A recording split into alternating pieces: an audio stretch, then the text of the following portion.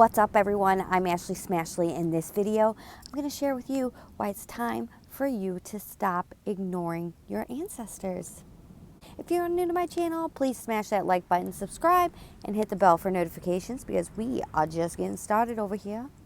And I'm going to preface this video with saying that right now, I'm currently experiencing a lot, going through reconnecting with my ancestors, and a lot got stirred up because of going back to Michigan for Christmas and seeing certain family members there. So this is a sensitive subject for me at the moment, and I'm kind of wondering why the hell I signed up for any of this in the first place, right?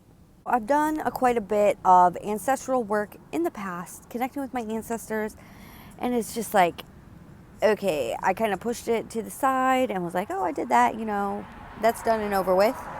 But a lot of it is bubbling up again, clearly unresolved. And one thing that triggered this today was listening to Bridget Nielsen talk about ancestral beliefs and patterns that we inherit.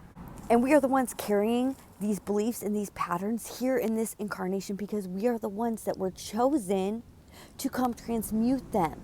And as we heal ourselves and we heal that belief and release it, or that pattern of behavior and release it from our own being, we completely recode it out of our DNA and it ceased to exist in our bloodline. We stop passing it down and stop these generational patterns of trauma. And specifically in my family, there's a lot going on there with limiting beliefs and patterns of behavior. So one way of recognizing these patterns of behaviors and beliefs that are passed down is to look at what you're carrying that other people in your family are doing as well. Like, is this a pattern that you are obviously aware of? Like being raised by emotionally unavailable parents who did not teach you how to process your emotions properly or discipline in a loving way, instead of punishing and being harsh and cruel and saying awful negative things. And then instead of receiving the comfort that we needed as a child, we learned to turn to food for comfort. So anytime one of our needs are not being met, we turn to food. It's very clear in my family that most of us emotionally eat. My siblings, we're all tight or whatever, but I'm talking about, the older adults in my family, in the cars driving by. So viewing this from me, I'm like, I've been struggling with this for years, and I don't like to affirm this, but we're just gonna keep it real right now because I don't care. Dealing with this, right? I recovered and completely reversed serious mental illness. That does not run in my family. I have a distant cousin that was mentally ill and abused drugs, who recently passed away, RIP. But that's my shit, right? I reversed mental illness with diet and exercise.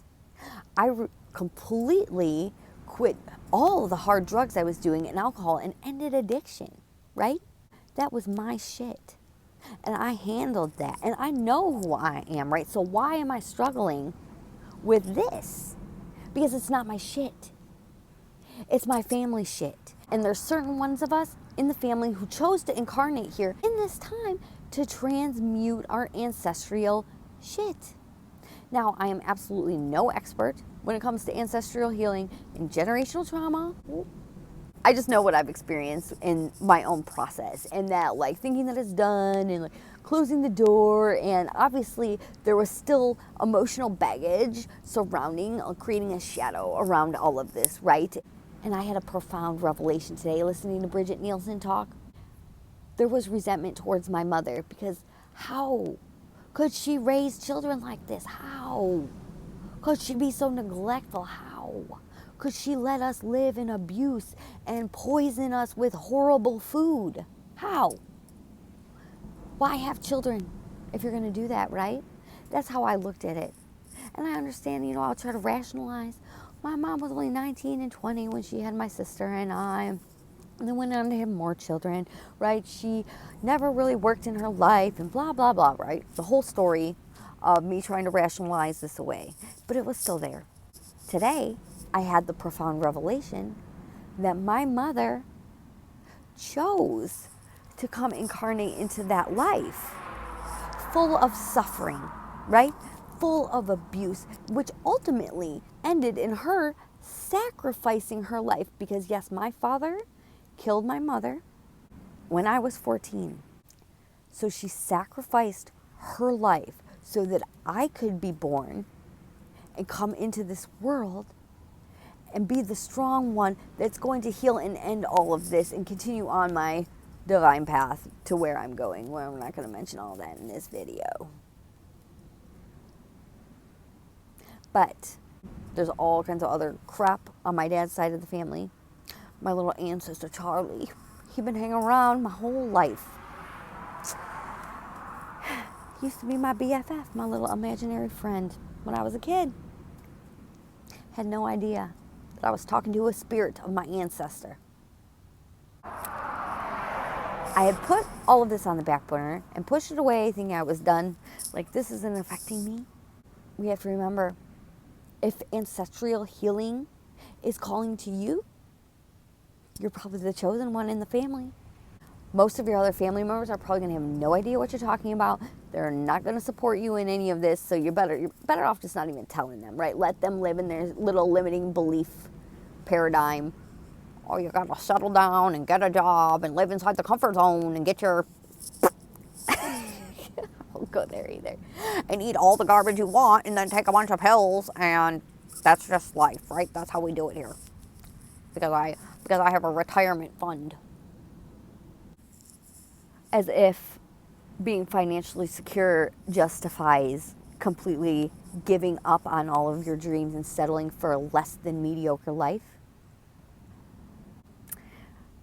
But yes, as I said, this is bringing up a lot for me.